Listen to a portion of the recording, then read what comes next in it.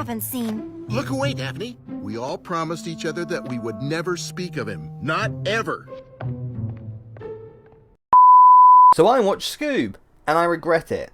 This movie is above all else nothing but disappointing. It's supposed to be a sort of reboot of the character and bringing these other Hanna-Barbera properties sort of back into the public knowledge, but it really fails to do that. It's just not an interesting film. Characters, especially the side ones, are really boring. They have absolutely nothing to do throughout most of the movie. You have a villain which is actually quite fun to watch, but again, it just doesn't fit with the Scooby Doo formula. And, you know, why is this supposed to be a superhero film? Scooby Doo solves mysteries. It just doesn't really fit here.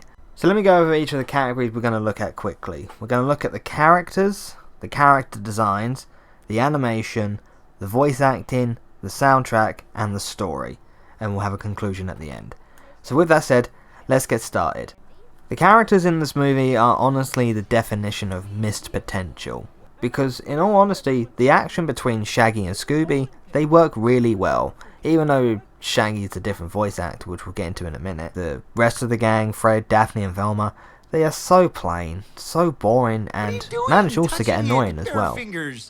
Grow up, Fred. Fred doesn't do anything. His real thing is, oh, I love the Mystery Machine, which is something we've seen a dozen times before. Daphne doesn't do much apart from befriend this minion from Dick Dastardly.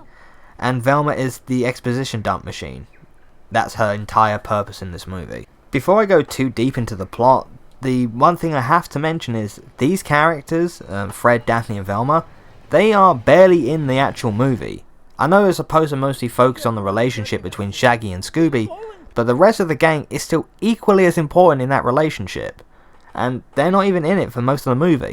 The next group is the Falcon crew, which is a combination of not only just Blue Falcon, but you also have Dee Dee Skies from Teen Angels? This is also a bit weird because later on in the movie we have Captain Caveman, which was sort of their mascot. The best way to describe this crew is sort of 2 out of 3.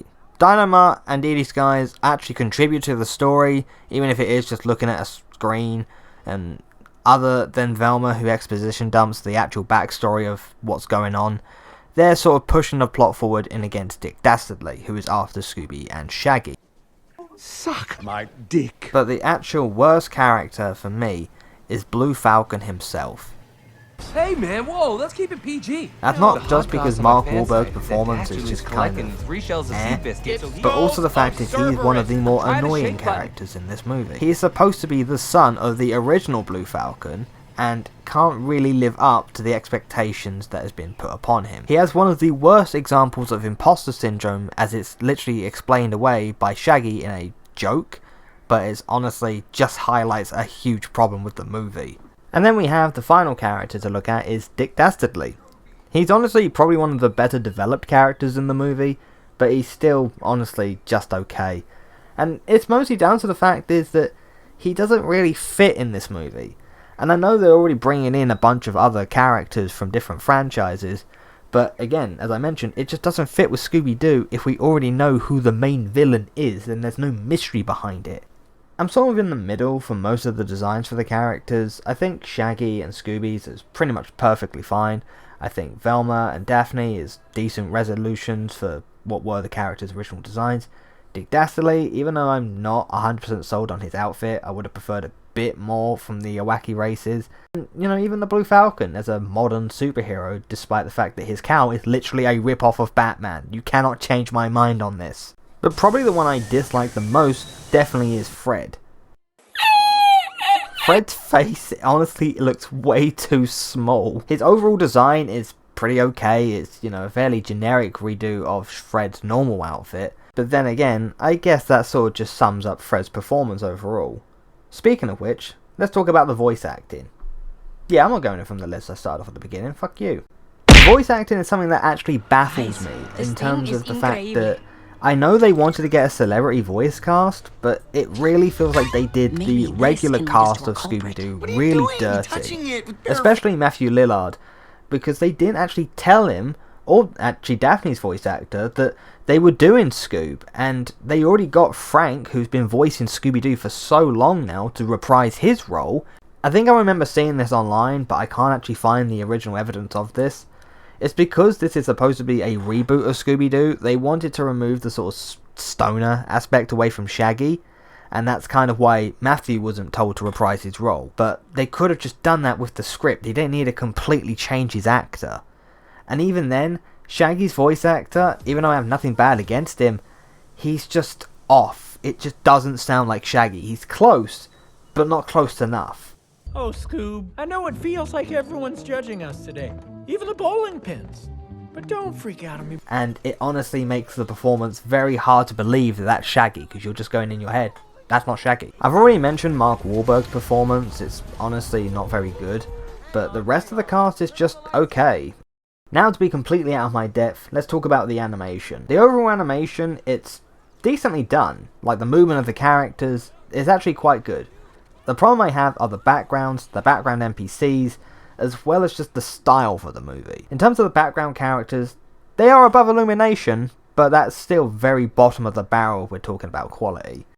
But the worst part for me is probably the style they chose. It just seems really corporate. Help me. It's basically the best way to say it. It's a very corporate design to this movie. It seems so simple, so basic, in terms of appealing to the lowest common denominator. In fact, that's basically my feelings from most of this movie.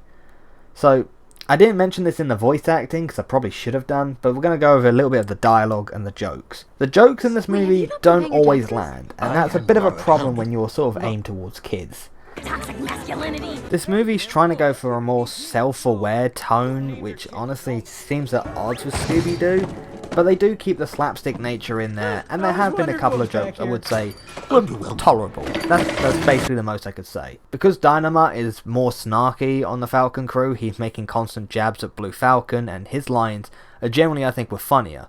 There's references to Netflix, there's references for filters, it just seems so trying to be hip with the kids. It's actually kind of painful to watch. It's not cringy for the most part. It's managed to avoid the majority of that, but your tolerance will vary. And now the soundtrack, which again, it feels very corporate. They just choose very popular, very simple songs, and I have nothing against the artists behind these songs. They seem to do a brilliant performance in the songs, and they're just, they're basically okay for a kids film. It's not got anything memorable in terms of its soundtrack, but yeah, I'd say the ending song's pretty cool, and the remix of the Scoob theme. And now, in my opinion, the worst aspect of the movie, and our final part we have to talk about before the conclusion, is the story. So if you've seen anything for this movie, or basically anything throughout the majority of this video, you'd know that it's basically an origin story for Scooby Doo. How he met Shaggy, how they met the rest of the gang, and what happened subsequently. But in my opinion, this is honestly just sort of second fiddle to the rest of the story.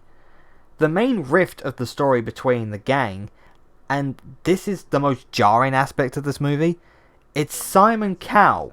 Simon Cowell comes in and says that Shaggy and Scooby contribute nothing to the rest of the group. Not to mention the fact of how instrumental they are to catching most of the monsters in the show.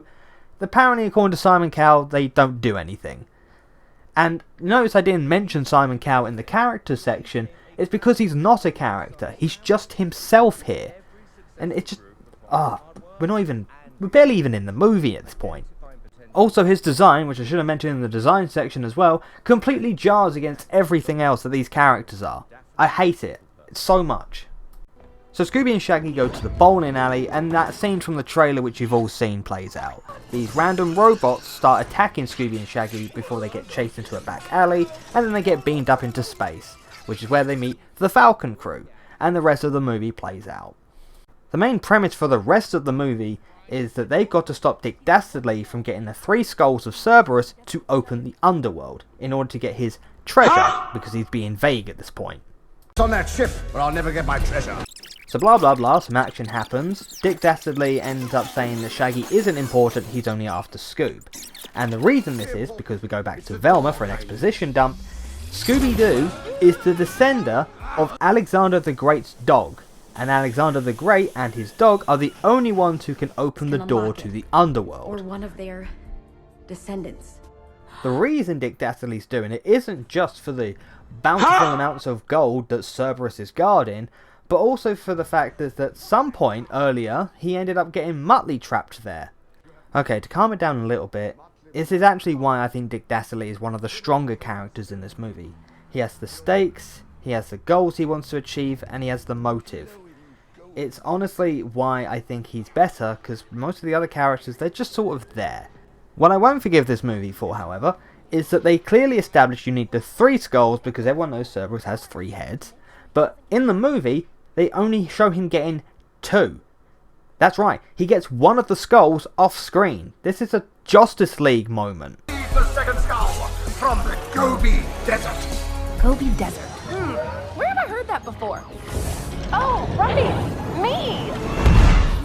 But never mind that, we have to highlight the fact that Captain Falcon over here is just an idiot because he makes them go to Romania to this abandoned amusement park because he thinks that's where one of the skulls is located, thanks to an anonymous tip which later turns out to be a trap from Dick Dastardly. This is where also the rift between Shaggy and Scooby is beginning to be sown, because Shaggy isn't important, Scooby is. So this is where Shaggy becomes more despondent from the rest of the story, and this comes up later when he makes the speech when there's a fight between the Scooby Gang and the Falcon crew, but I'm getting ahead of myself a little bit here. So at this point we end up going after the last skull after Velma and that basically say when they hack into Dynamite what's going on. So they end up heading to this last location, which is actually where Captain Caveman is, because we needed another Hanna-Barbera reference. So blah blah blah, more action happens. Scooby gets caught by Dick Dastardly, who is pretending to be Fred, and was lured there by Shaggy. The two gangs end up fighting each other because the Falcon ship was destroyed, so then they end up having to need an emotional moment, thanks to Shaggy's speech, and then they have to go to Athens, where Dick Dastardly is, who's opening the doors to the underworld. And then Cerberus is released.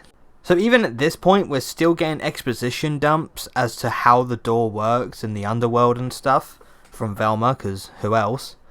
And of course the Falcon crew is fighting Cerberus. So the plan is to get Cerberus back into the underworld. They do so through some funny hijinks. Also beforehand, Falcon had an emotional reunion with Dynamite. The fact is that the door requires 2 people to lock, even though it only needed 1 to open. Because Scoob is the descendant of Alexander's dog, he needed to be there to close the door. But he can't close it on his own, he needs his best friend, which is Shaggy.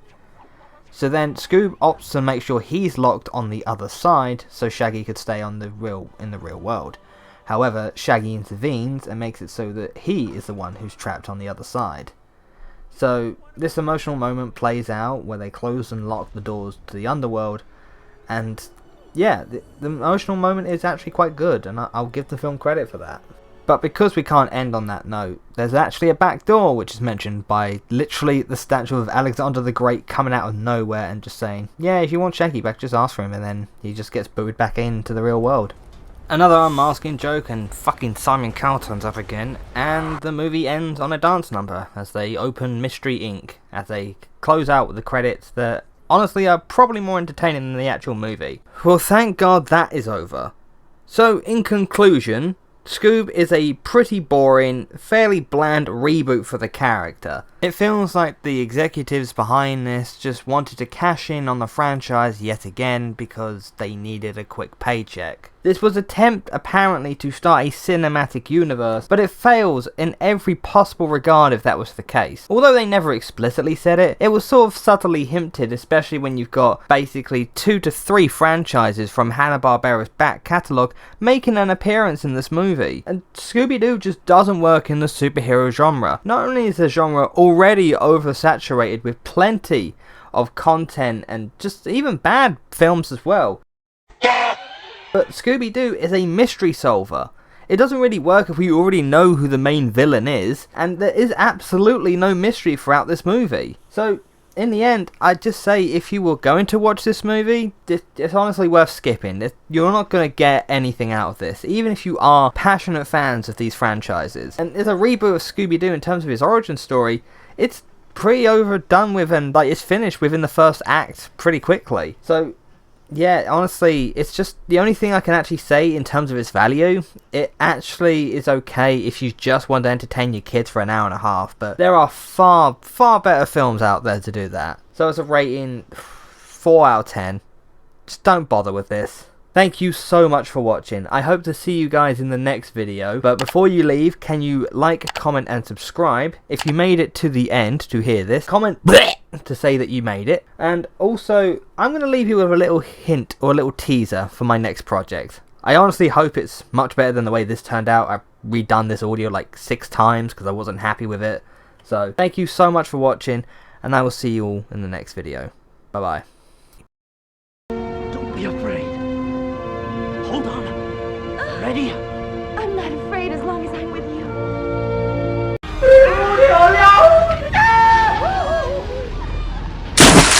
Yeah!